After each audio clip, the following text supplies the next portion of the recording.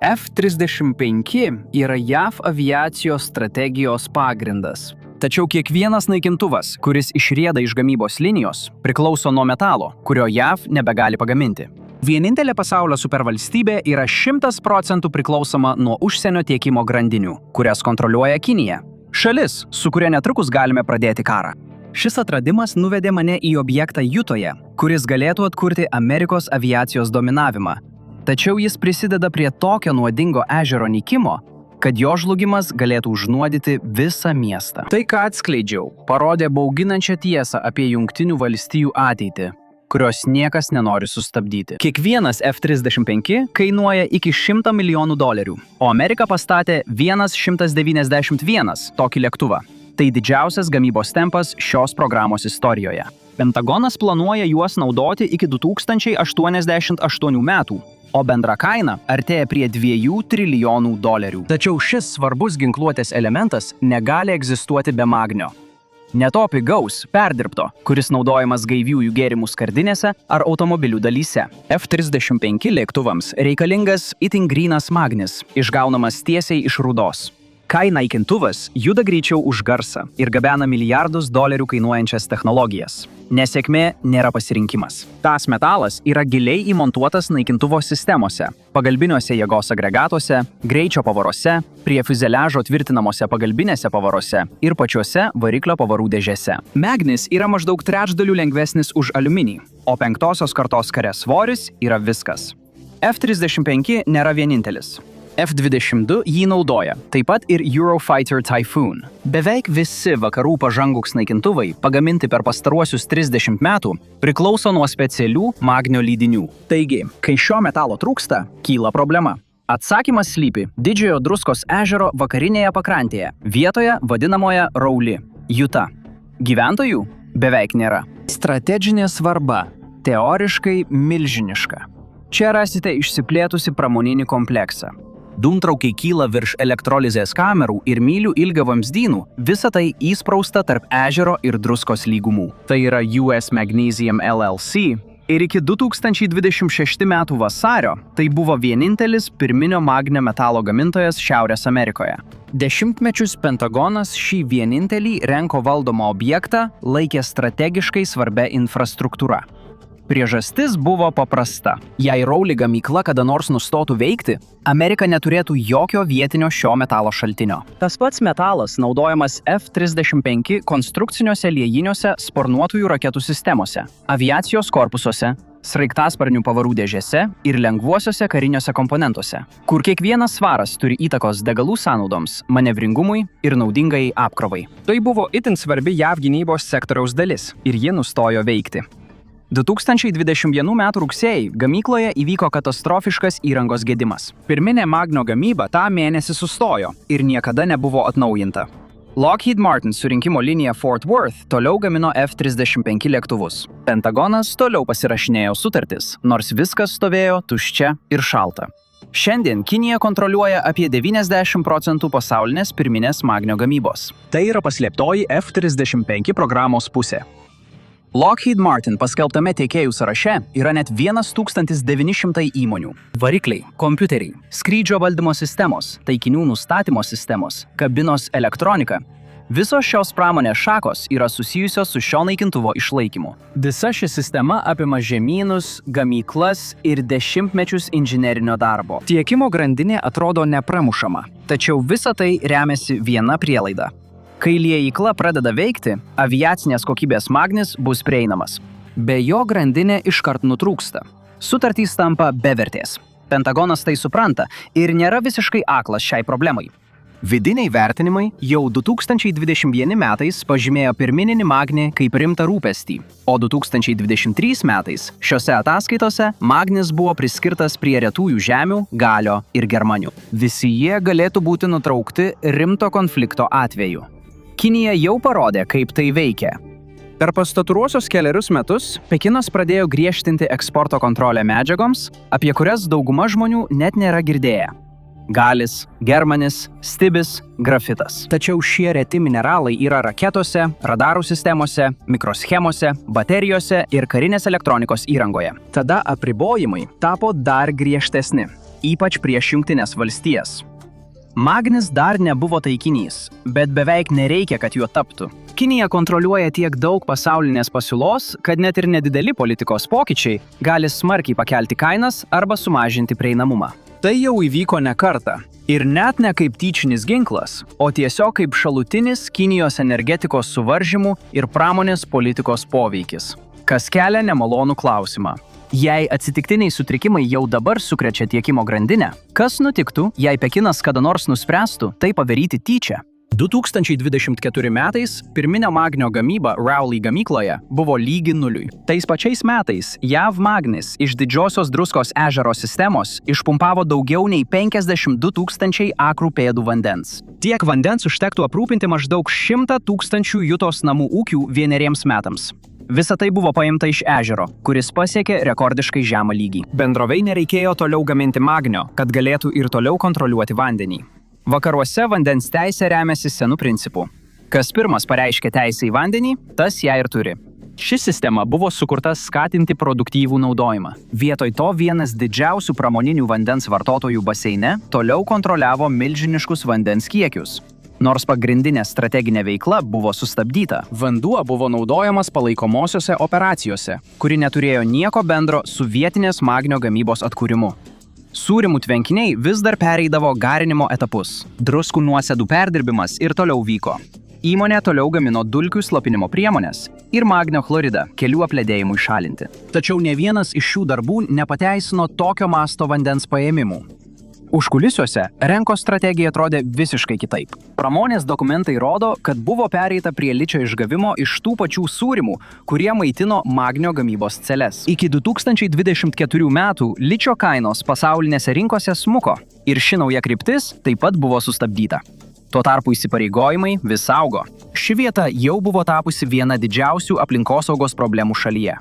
Daugelį metų reguliuotojai kaltino bendrovę nuolat pažeidinėjant taršos reikalavimus. Nuodingos cheminės medžiagos užteršė tūkstančius akrų aplink gamyklą, palikdamos tokį didžiulį valymo darbą, kad jo užbaigimas gali užtrukti dešimtmečius. 2009 metais federalinė vyriausybė oficialiai pripažino šią teritoriją dideliu pavojingų atliekų objektu. 2025 m. rugsėjo 10 d. US Magnesium LLC pateikė prašymą dėl bankroto pagal 11 skyrių Delavero federalinėme teisme. Bankroto dokumentuose nurodyta, kad įsipareigojimai siekia nuo 100 iki 500 milijonų dolerių. Gamyklo, kuri anksčiau buvo laikoma svarbia Amerikos mineralinio savarankiškumo infrastruktūros dalimi, dokumentuose rodė finansinį žlugimą. Dauguma amerikiečių niekada nėra girdėję apie Ira Renertą.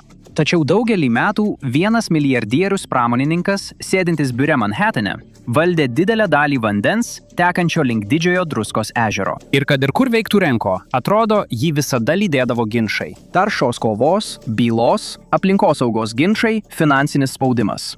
Tokie mūšiai, kurie tęsiasi metų metus, o visuomenė vos pastebėdavo. 2023 metais Jutos aplinkos kokybės departamentas skyrė įmonei $430 000 baudą. Tai apėmė daugiau nei 10-metį trukusius pažeidimus. Valstybiniai reguliuotojai daugelį metų derėjosi su JAV Magnio bendrove dėl atkūrimo išlaidų. Bankroto bylos pateikimas pavertė tas derybas beprasmėmis. Kai tik buvo pradėta 11 skyriaus procedūra, valymo įsipareigojimai atsidūrė kreditorių eilės gale. Tuo tarpu vandens teisės staiga tapo vertingiausiu bankroto turto aktyvu. Įvairių kreditorių advokatai teismui pateiktuose dokumentuose teigė, kad mineralų ir vandens teisės turi mažai tikros vertės. Juta akivaizdžiai nesutiko. 2025 m. rugpjūčio 15 d. valstijos miškų, gaisrų ir valstybinių žemių skyrius išleido nutraukimo ir sustabdymo įsakymą, kuriuo reikalavo, kad bendrovė nustotų siurbti vandenį iš ežero. Bankroto bylos iškėlimas sustabdė konfliktą. Nuo to momento ežero, gamyklos ir vandens ateitis persikėlė į tą pačią teismo salę. Renko nelaikė Rowlio dėl magnio gamybos. Jie laikė Rowley tam, kad išsaugotų vandenį. Kai ežeras traukiasi, Salt Lake City's netenka sniego. Ne iš karto, ne viskas vienu metu, bet mechanizmas yra tiesioginis ir dokumentuotas. Tai viso regiono klimato variklis. Žiemą audros atkeliauja iš Ramiojo vandenyno ir praeina virš ežero, prieš pasiekdamos kalnus aplink Salt Lake City. Kai šaltas oras pereina per šiltesnį vandenį, jis pasiima papildomos drėgmės ir tada iškrenta kaip sniegas virš Vašačio kalnų. Tas sniegas tampa regiono vandens tiekimu. Jis užpildo rezervuarus, maitina ūkius, aprūpina miestus, išlaiko Šiaurės Jutą gyvą per vasarą. Ir jei ežeras toliau trauksis, ši sistema pradės griūti. Mažiau ežero reiškia mažiau sniego. Mažiau sniego reiškia mažiau vandens. O Amerikos vakaruose, kai vanduo pradeda nykti, viskas virsta kova. 2023 metų pradžioje Juta turėjo didžiausią sniego dangą per šiuolaikinę atmintį. Visi tikėjosi, kad visas tas tirpsmo vanduo suplūs į vietinius upelius, o iš ten pasieks didįjį Druskos ežerą. Ežeras turėjo pakilti iš kritinės būklės. Tačiau taip neįvyko.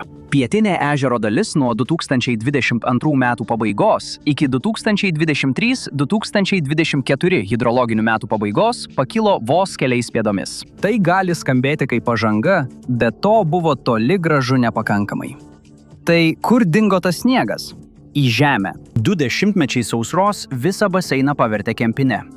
Kai pagaliau atėjo tirpsmo vanduo, dirvožemis jį sugėrė dar prieš jam pasiekiant upelio vagą. Tyrėjai tai vadina dirvožemio drėgmės deficitu. Tai mandagus būdas pasakyti, kad žemė buvo tokia ištroškusi, jog atėmė ežero gyvybės šaltinį. Tai kaip pilti kibirą vandens ant suskilusio, saulės išdeginto molio. Dauguma vandens tiesiog pradingo. Hidrologai perspėjo, kad toks paaiškinimas tinka tik kaip laikinas reiškinys. 2025 metų pavasarį šiaurinės Jutos dirvožemio profilis pagaliau buvo prisotintas. Hidrologai tikėjosi, kad kitas tirpsmo vandens ciklas pasieks ežerą, tačiau ežero lygis toliau krito. 2026 metų kovą Jutos sniego sluoksnis buvo mažiausias per visą stebėjimų istoriją.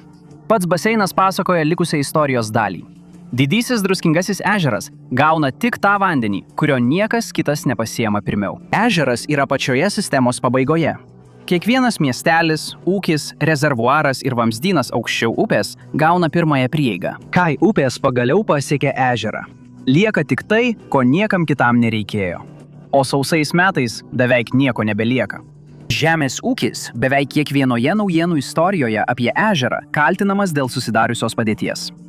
Liucernos laukai, šieno auginantys ūkininkai ir galvijų fermos yra didžiausi vandens vartotojai aukštupyje. Tai tiesa, bet tai neatskleidžia visos situacijos.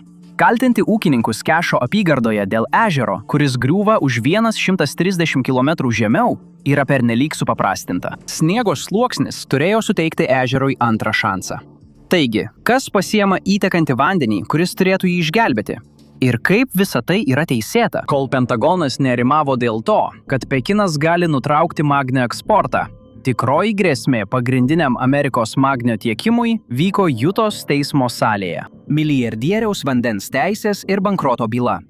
Prognozuojama, kad Jutos gyventojų skaičius nuo 2020 iki 2060 metų padidės maždaug 2 milijonais. Wasatch Frontas priims daugiau nei 70% šio augimo vien tik Jutos apygardoje.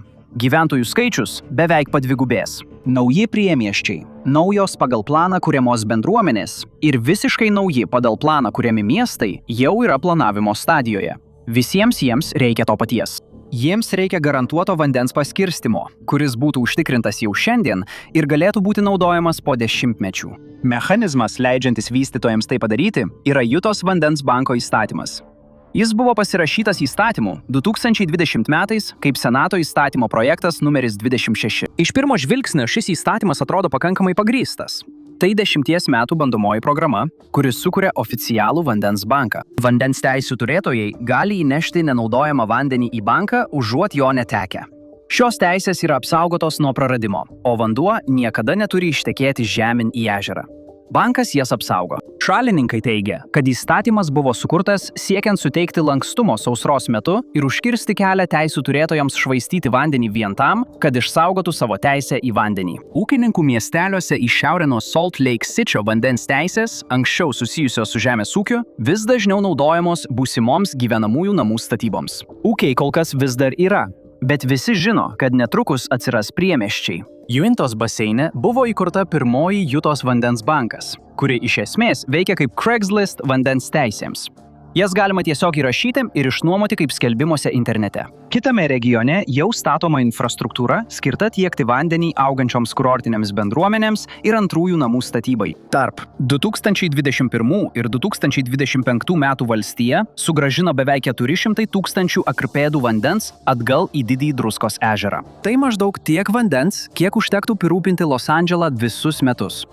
Skaičius atrodo didelis popieriuje, bet jis paskirstytas per keletą metų. Baseine, kuris paprastai priklauso nuo gerokai didesnių įtekėjimų vien tam, kad išliktų stabilus. Tai yra palyginti nedidelė korekcija sistemoje, kuri vis dar praranda vandenį daug greičiau, nei jis yra papildomas. Šieną auginantys ūkininkai tampa patogiu taikiniu. Niekas neklausia, kodėl kruopščiai suplanuotos bendruomenės turi vandens teisės gyventojams, kurie dar neegzistuoja. Vanduo yra rezervuojamas metais anksčiau nei prasideda statybos. Būsimiems priemiesčiams suteikiami leidimai kartu su ilgalaikiu paskirstymo planavimu.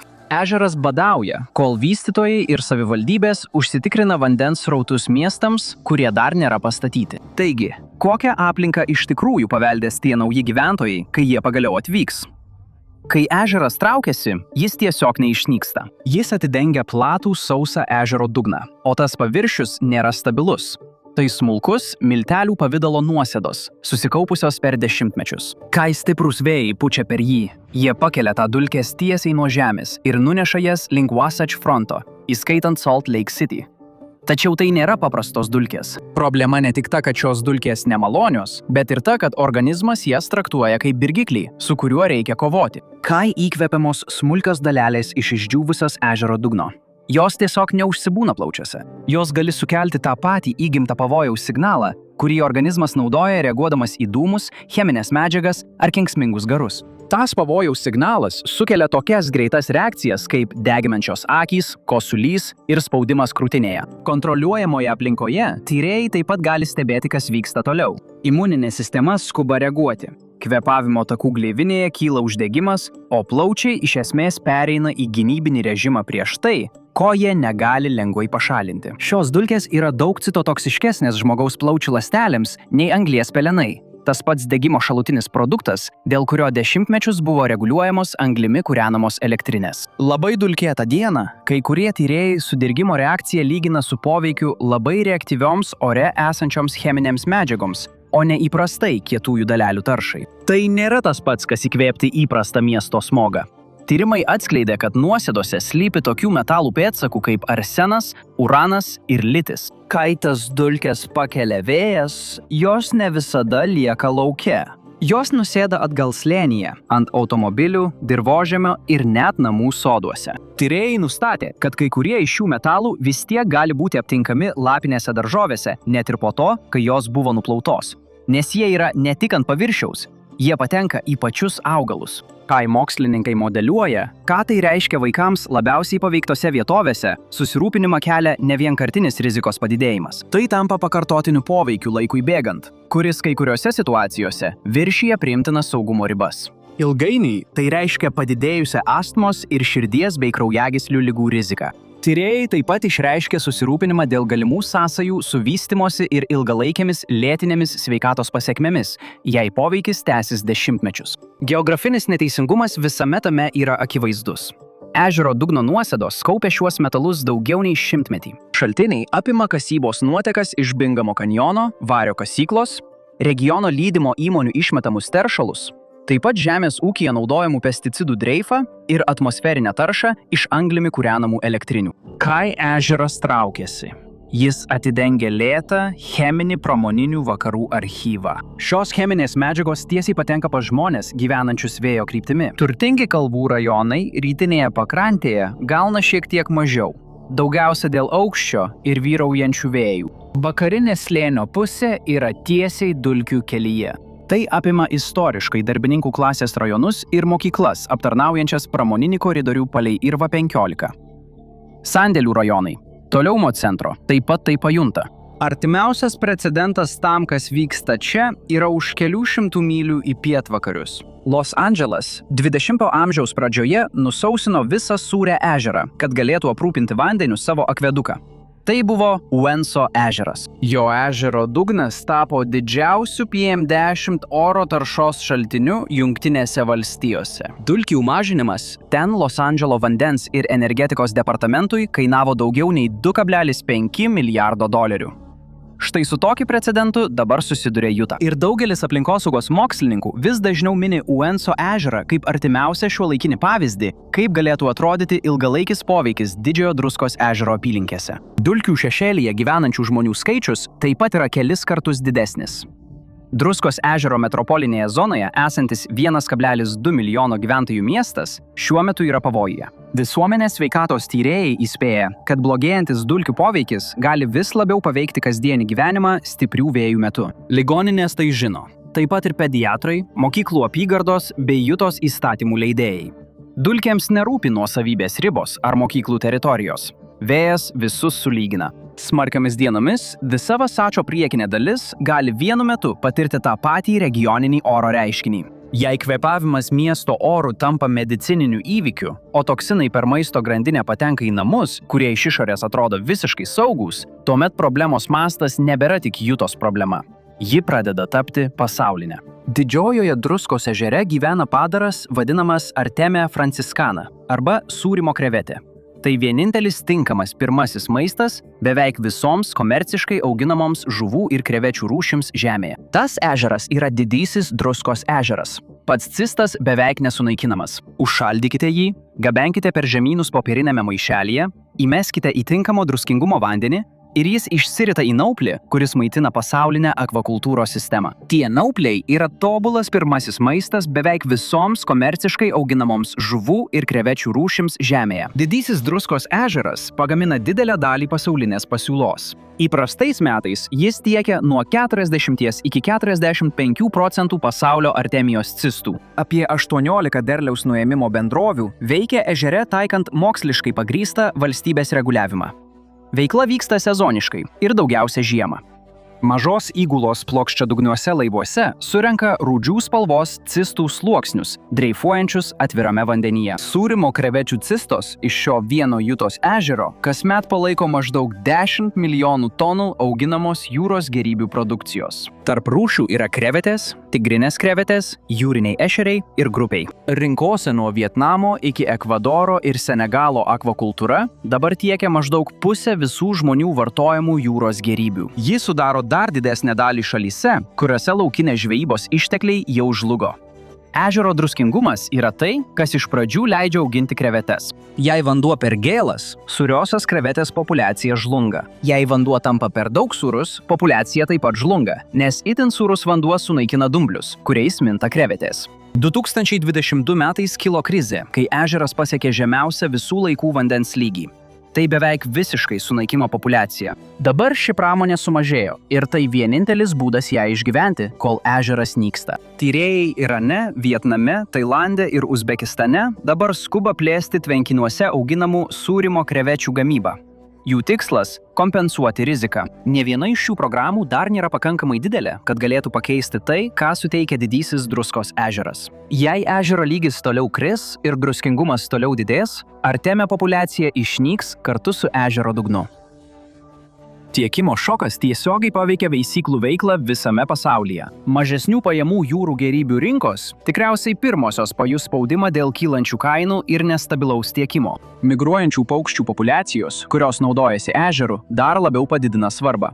Maždaug 10 milijonų paukščių kasmet praskrenda pro didįjį Druskos ežerą. Jie priklauso daugiau nei 250 rūšių, keliaujančių Ramiojo vandenyno ir centriniais migracijos keliais. Ir visi jie minta Artemija. Be krevečių paukščiai nukreipia savo maršrutą ten, kur gali rasti maisto, dažnai nuklysdami 100 mylių nuo įprasto kelio. Ekosistemos, susietos migracijos maršrutais, nesustoja ties politinėmis sienomis. Ežero žlugimas Jutoje paveikia pelkių būklę nuo pietų Meksikos iki Kanados Arkties. Oficialus valstijos atsakymas yra toks, kad viskas gerai. Ežeras atsigauna. Per pastaruosius biudžeto ciklus valstija skyrė daugiau nei $1 milijardą vandens išlaidoms.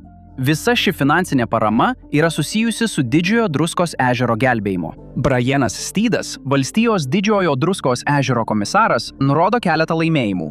Jie stabilizavo pietinės atšakos druskingumą, taikydami adaptyvų pylimų valdymą. Jie išplėtė Jutos dulkių stebėjimo ir tyrimų tinklą, bei 2025 m. rugsėjį pasirašė naują ežero baseino chartiją. Popieriuje tai atrodo kaip tikra pažanga. Popieriuje viskas atrodo gerai, bet realybė pasakoja kitą istoriją. Didelė dalis to, kas vadinama ežero atkūrimo išlaidomis, iš tikrųjų yra vandens infrastruktūros optimizavimas. Šiame sąraše yra nauji vamzdynai, valymo įrenginiai, saugyklos, efektyvumo didinimo atnaujinimai ir perdavimo sistemos.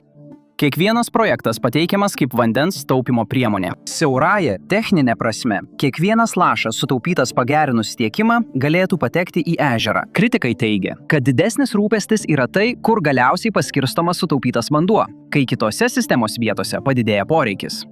Infrastruktūra yra ežero aukštupyje. Plėtra vyksta infrastruktūros žemupyje. Neatsakytas klausimas yra, kiek sutaupyto vandens nuolat pasiekia ežerą, o kiek jos sugeria būsimas augimas. Juta išleido milijardus, bandydama stabilizuoti didįjį Druskos ežerą. Ir taip, dalis vandens buvo sugrąžinta. Per kelerius metus keli šimtai tūkstančių akro pėdų. Tačiau ežero balanso taškas net nėra arti šio kiekio. Jam reikia tiek vandens kiekvienais metais vien tam, kad nustotų trauktis. Taigi net ir pačios agresyviausios pastangos neužpildo šio skirtumo. Jos tik sulėtina nykimą. Ir čia viskas tampa politiškai patogu. Valstija gali parodyti, kad vanduo iš tiesų grįžta į ežerą. Vystytojai ir augančios bendruomenės vis dar gali gauti vandens naujiems būstams ir plėtrai.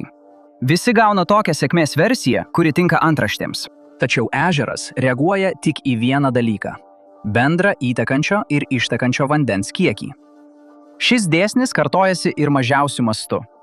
Naujas vamzdynas šiaurinėje Jutos apygardoje apibūdinamas kaip efektyvus. Jis sumažina švaistymą, pagerina tiekimą ir atrodo kaip aiški aplinkosaugos pergalė.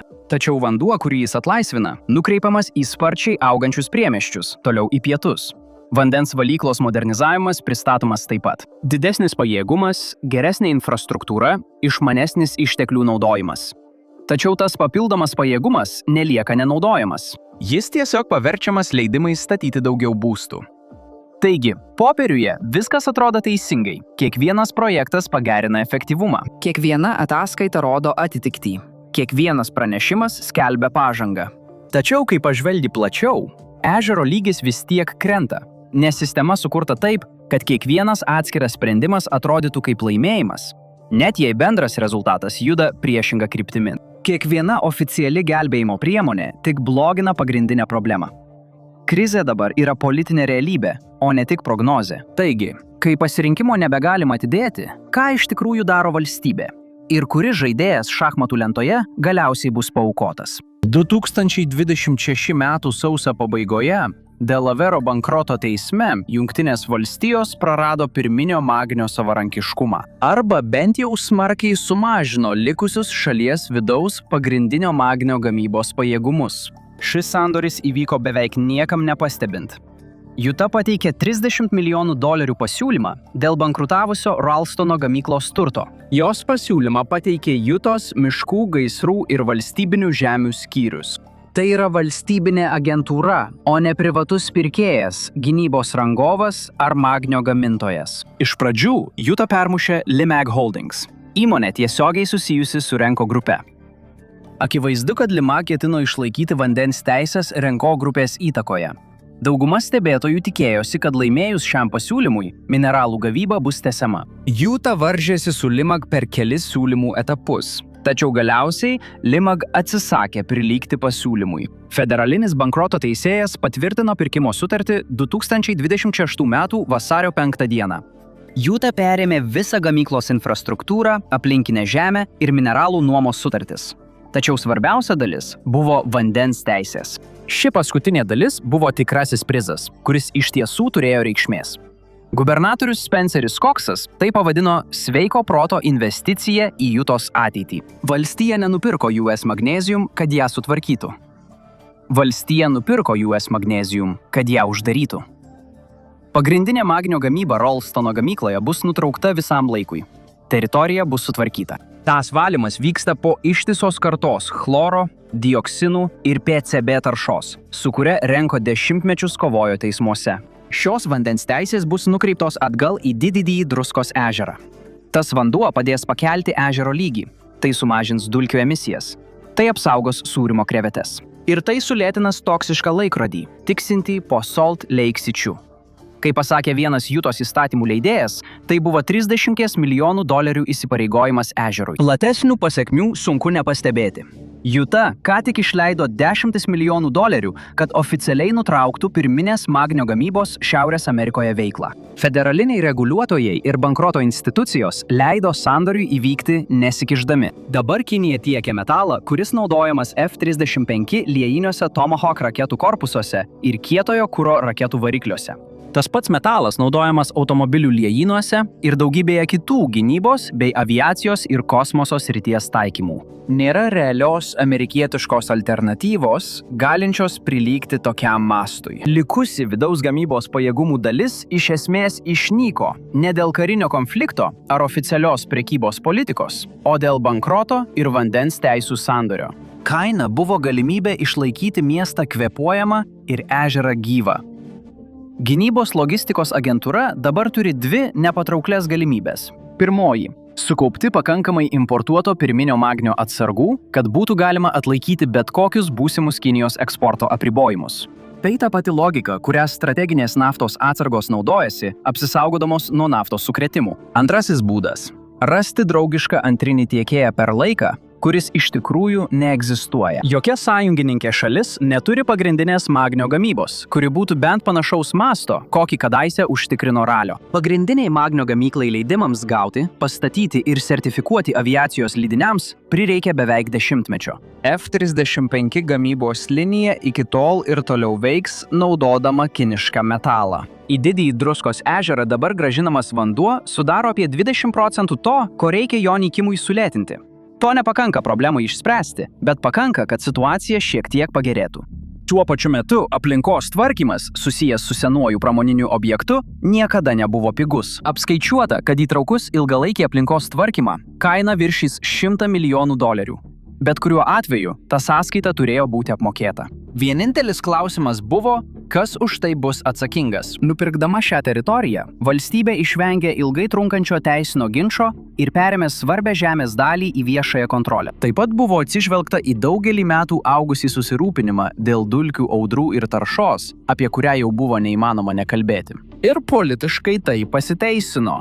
Šis sprendimas sulaukė palaikymo Salt Lake apygardoje, kur poveikis yra labiausiai matomas, bet taip pat ir kaimiškose valstijos vietovėse, kur gilus nepasitikėjimas ilgais teisiniais ginčais ir federalinė priežiūra. Taigi, pagal kiekvieną atskirą ašį – kaina, politika, kontrolė – sprendimas atrodo logiškas.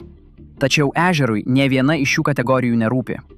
Situacija vis labiau primena nulinės sumos balansavimo veiksmą tarp aplinkos atkūrimo, pramoninių pajėgumų ir strateginių tiekimo grandinių. Didysis Druskos ežeras tapo šalies karinės tiekimo grandinės įkaitu.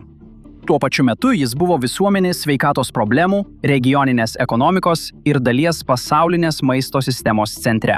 Jutos sprendimas iš esmės vieną strateginį pažeidžiamumą pakeitė kitu. Daugiau vandens ežerui mainais į didesnę priklausomybę nuo užsienio magnio tiekimo.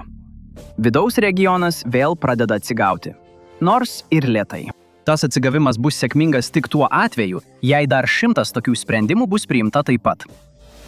F-35 ir toliau skraido, kol Pekinas nekeičia savo krypties. Jei pirminis magnis bus apribotas kaip strateginė eksporto prekė, ši situacija akimirksniu pasikeis. Valstybės pareigūnai, aplinkosaugos gynėjai ir gynybos analitikai dabar visi veikia vis siaurėjančiame kompromisų rate. Ateinantį dešimtmetį gali apibrėžti ne tiek aiškios pergalės, kiek sunkus kompromisai ir viltis, kad kitas išpirkos raštelis neateis anksčiau, nei ežeras spės atsigauti. Dešimtmečius didysis Druskos ežeras atrodė tarsi regioninis objektas žemėlapyje.